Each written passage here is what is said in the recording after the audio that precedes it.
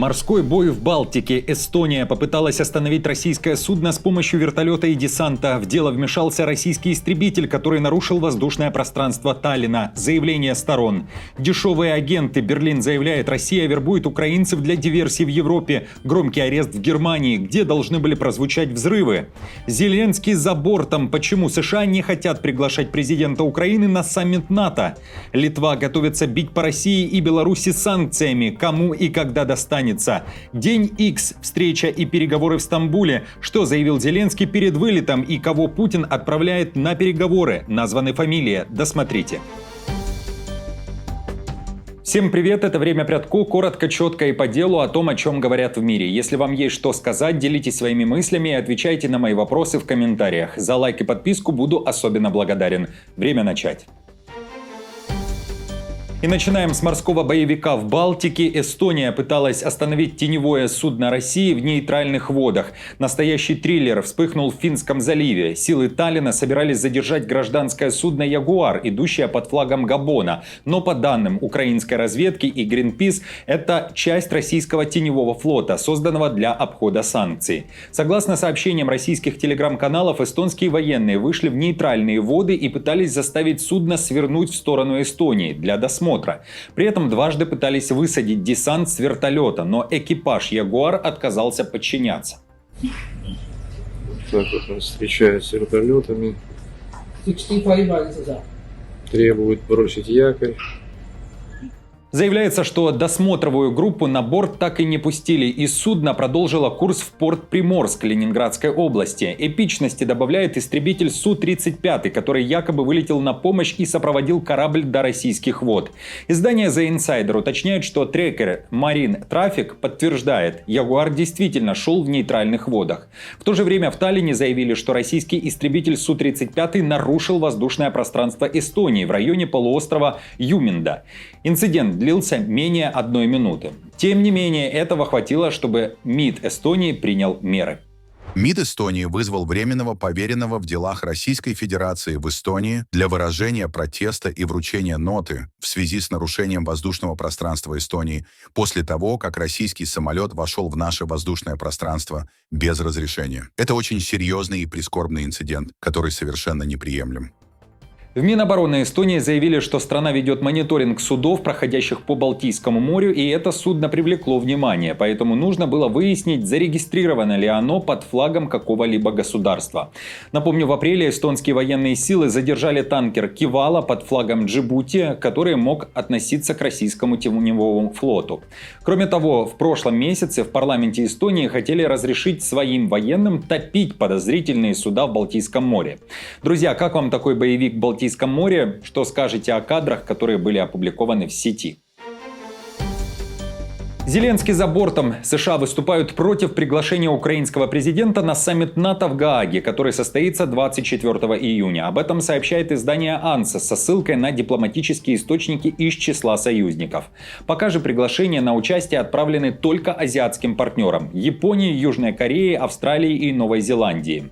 Издание пишет, что почти все союзники выразили Вашингтону недоумение по поводу такого решения. На данный момент, хотя ситуация может измениться, не планируется проведение Совета НАТО-Украина на уровне лидеров, как это было в прошлом.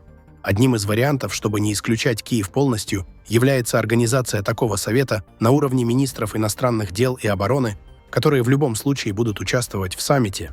Макрон, равно как и другие союзники Украины, уже открыто говорят, что страну не собираются брать в НАТО. Президент Франции буквально накануне заявил, далее цитата, «Поскольку Украина не будет вступать в НАТО, мы предлагаем развернуть миротворческие войска для обеспечения дополнительной безопасности вдали от линии фронта в рамках совместных операций». Конец цитаты.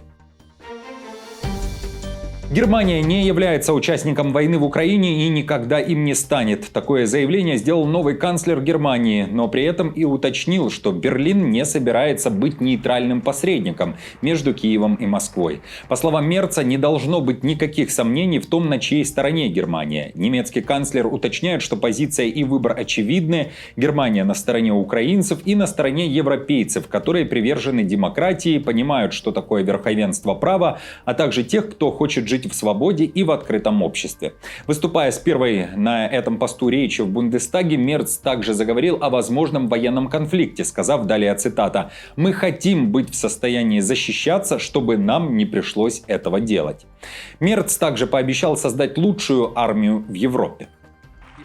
Укрепление Бундесвера является нашим главным приоритетом в нашей собственной политике. В будущем федеральное правительство предоставит все финансовые ресурсы, необходимые Бундесверу, чтобы стать сильнейшей армией Европы в традиционном смысле. Это более чем уместно для самой густонаселенной и экономически сильной страны Европы. Наши друзья и партнеры также ждут этого от нас. Более того, они практически требуют этого. Шпионский скандал. Германия задержала 3 украинцев по подозрению в работе на Россию. Речь идет о посылках-бомбах. Полиция Германии говорит, что это не профессиональные спецагенты Москвы, а люди, которые искали быстрого и легкого заработка, которых просто наняли за копейки. Цель – сеять страх и хаос в Германии и Европе. По словам министра внутренних дел земли Северной Рейн-Вестфалия Герберта Ройля, Россия таким образом устраивает информационно-диверсионную войну в Евросоюзе, действуя при этом дешево, грязно и подло. Подозреваемые могут быть причастны к отправкам по почте взрывных устройств, в том числе в Украину. Согласно версиям МВД, посылки могли взрываться в пути, на борту самолетов или поездов, чтобы спровоцировать массовую панику. Были проведены пробные отправки без взрывчатки. Следы вели в логистические центры Британии, Германии и Польши. Следствие смогло выйти на подозреваемых благодаря GPS-отслеживанию этих отправлений. Министр подчеркнул, заговор был не на уровне теории, а уже в стадии конкретной подготовки. Издание Рейтер пишет, что все эти инциденты – это часть гибридной спецоперации России, цель которой – взрывы на грузовых рейсах, в том числе, которые могли направляться в США. Было 3 ареста. Эти люди действовали как агенты низкого уровня. Россия создает нестабильность в Германии. Они используют для этого не профессиональных агентов, а вербуют обычных людей за небольшие деньги. Мы уже несколько раз указывали на эту опасность. Сейчас доказано, что эти люди планировали использовать бомбы или зажигательные устройства, которые были бы отправлены в посылках. Все это необходимо для создания нестабильности. Украина не выдержит еще 10 лет войны. России также не будет сладко, если все это затянется на столько лет. Десятилетний конфликт дорого обойдется всем сторонам. Такое заявление сделал накануне Зеленский. День Х настал. Представители Киева и Москвы слетаются в Турцию. Зеленский накануне сделал много заявлений. Говорил, что встреча, на которую он пригласил Путина, а тот не ответил, нужна для поиска формата для прекращения огня. Зеленский говорит, что осознает, что у Путина и у него разные взгляды на жизнь, разное мировоззрение, это была цитата, но если встреча произойдет, то должна закончиться политической победой. Это либо прекращение огня, либо обмен военнопленными по формуле всех на всех. Кроме того, в Киеве заявили, что сейчас достигнута точка, когда неизвестно, что будет завтра. Я жду, кто прибудет от России, тогда буду определять, какие шаги должна предпринять Украина. Сигналы от них в медиа пока неубедительны. Но мы также слышим, что президент Трамп рассматривает возможность быть в Турции, и это может стать самым сильным аргументом. Неделя действительно может многое изменить, но только может.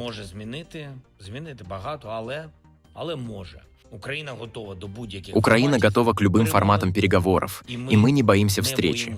Завтра в Турции. Украинские СМИ пишут, что в Турцию вместе с Зеленским полетит и его помощник, глава офиса Ермак. Тот дал большое интервью изданию Le Monde. Ермак заявил, что переговоры должны начаться с полного и безусловного прекращения огня. Ермак считает, что с военной точки зрения прекращение огня на 30 дней недостаточно для того, чтобы изменить ход событий на фронте. Но при этом за месяц можно назначить делегации для переговоров, обсудить механизмы контроля и наблюдения за режимом прекращения огня. Его отсутствие станет сигналом для всех наших партнеров, в первую очередь для США, что нам нужно усилить давление на Россию всеми средствами, в первую очередь за счет нового пакета санкций, подготовленного Линдси Грэмом и другими американскими сенаторами. Эти санкции должны быть действительно жесткими. Могу сказать, что они будут нацелены на энергетический и финансовый секторы. Мы знаем, что российская экономика не в состоянии хорошо их выдержать. Остается и главной интригой не только то, прилетит Путин или нет, хотя многие СМИ со ссылкой на своих инсайдеров пишут, что этого не будет, но и то, будет ли в Турции Трамп, который говорил, что встреча очень важна. Встреча в четверг между Россией и Украиной очень важна. Я настаивал на том, чтобы эта встреча состоялась. Я думаю, из этой встречи могут выйти хорошие результаты. При этом Bloomberg пишет, что турки не ждут Трампа на своей земле, однако если вдруг что, то готовы встречать. Турецкие официальные лица не ожидают визита Трампа в четверг, но полностью не исключают возможности его поездки в ближайшие дни, особенно если Путин к нему присоединится, сообщили высокопоставленные турецкие чиновники на условиях анонимности, поскольку планирование носит конфиденциальный характер. Подготовка с турецкой стороны проводится соответствующим образом, добавили они.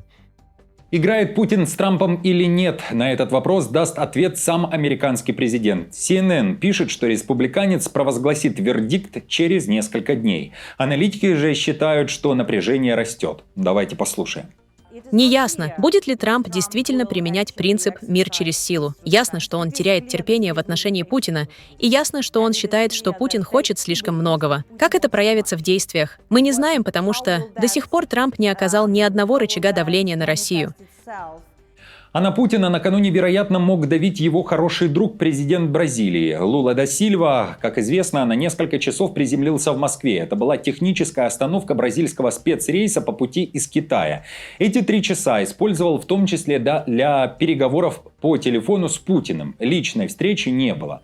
До такого телефонного разговора Лула говорил, что ему вообще очень просто надавить на Путина и сказать, чтобы тот летел в Турцию на переговоры. Кстати, напомню, что недавно Украина обращалась к Бразилии с требованием оказать такое давление. Уже ближе к полуночи, после информации о переговорах Путина с президентом Бразилии, Кремль опубликовал данные о российской делегации, которая отправляется на переговоры с украинцами.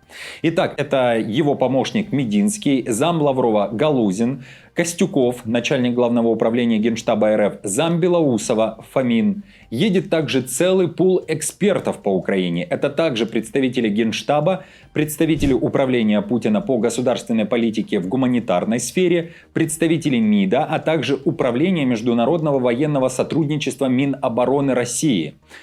Друзья, чего ожидаете от событий сегодняшних? Что для вас все эти переговоры? Реальный шанс на мир? Затягивание времени? Пустышка? Или же напишите свой вариант в комментариях. Литва готовится бить по России и Беларуси своими санкциями на случай, если ЕС даст слабину. МИД Литвы зарегистрировала поправки к законам, которые откроют возможность ввести национальные экономические санкции против Минска и Москвы. То есть, если этим летом Евросоюз вдруг передумает продлевать антироссийские меры, Вильнюс не будет ждать и сам включит режим жесткости. В Литве говорят, что существует опасение, что Венгрия может наложить вето на продление санкций ЕС. А без единогласия ограничения теряют силу. В центре внимания перекрытие товаров с Востока. Литва требует, чтобы все страны ЕС, имеющие границы с Россией или Белоруссией, перекрыли сухопутный поток товаров в ЕС, чтобы удар был ощутимым. Как указано в проекте, который подготовил МИД, правительство Литвы может ввести 2 вида санкций – замораживание активов и секторальные ограничения. В обоих случаях списки лиц и компаний, подпадающих под санкции, будут сформированы правительством. Будут заморожены активы тех физических и юридических лиц, которые прямо или косвенно поддерживают войну Кремля против Украины, предпринимают действия, направленные против территориальной целостности Украины, подрывают стабильность этой страны, а также тех, кто подрывает независимость Литвы посредством гибридной деятельности, включая скоординированное манипулирование информацией и вмешательство в обмен информационными потоками. Кроме того, согласно законопроектам, могут быть заморожены активы тех российских и белорусских физических и юридических лиц, которые поддерживают нарушение прав человека, репрессии против гражданского общества и демократической оппозиции в России и Беларуси, пишет издание LRT. Авторы уточняют, что исключения могут применяться в случаях, когда услуги требуются, например, в медицинских, фармацевтических или гуманитарных целях для эксплуатации и обслуживания гражданских ядерных объектов. Дополнительно правительство сможет при необходимости вести точечные удары по отраслям: оборонка, энергетика, финансы, IT и транспорт. Если закон примет Сейм, а ЕС промолчит, все это заработает уже с августа. Президент Науседа уточнил, если ЕС споткнется, Литва готова ударить первой. Друзья, спасибо вам за комментарии и за поддержки лайком. Новости за неделю собраны в плейлист. Переходите и смотрите. До встречи.